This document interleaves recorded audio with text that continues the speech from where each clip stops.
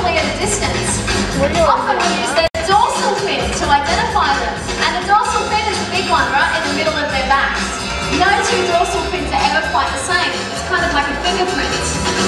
The trainers, they can tell who's who just by looking at the dolphins' faces. Right, they're here every day, so they have a bit of an advantage.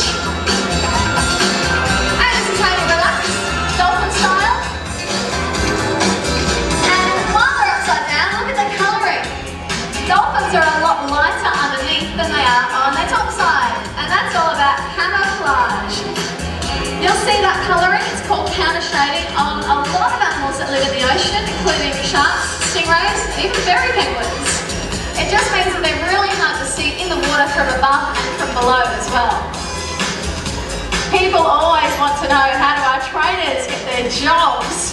Well, you've got to go off and study hard. And these people work very hard to keep their jobs too. There's a lot of stuff that goes on behind the scenes, making sure our dolphins stay happy and healthy. But the best time of day is playtime. And around here we call this the true magic of Dolphin Code.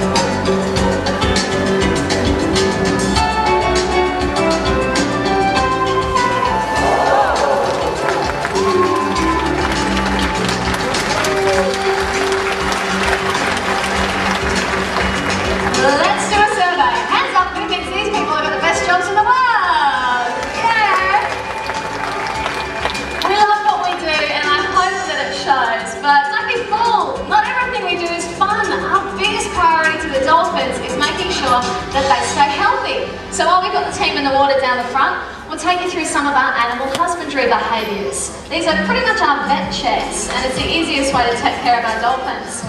So first up, we're going to ask everybody for a tail present. That looks the way that it sounds, and it seems like quite a simple behaviour, but it's a really important one. This is how we take blood from our dolphins. And mums and dads, you know how hard it is to get your kids to stay still for a needle at the doctor's? Try doing that with a 200-kilo animal. It can swim off whenever it wants. It's very tricky. But they are conditioned to lie there for us nice and still, and we'll place a needle in a vein that lies nice and close to the surface of the skin. So once we have a sample of blood, it goes away to the lab and gets analysed. And when the results come back, that can tell us a lot about their health, including their any of the females are pregnant. SeaWorld has one of the world's best breeding programs, and in the last year and a half we've had 2 baby girls born right here at the Cove. Diva and Jinx are living in the North Pool just behind us, and if you like you can go out and say hi after the show. But don't go looking for tiny baby dolphins. In fact, when they're born they're already a metre long and they weigh about 15 kilos. And mums, spare a thought for a dolphin mother, because her pregnancy will last for 13 months. It's a really long time. So during that period, we train the girls to roll over and present their bellies to us. Again, this is quite a vulnerable position for the animals to be in, but they'll lie there nice and still, and we can ultrasound their bellies. So in this way we can keep track of mum and bub right throughout the pregnancy. And if you watch, you're even a little bit ticklish. Folks, will you please thank the entire team for that insight into animal health.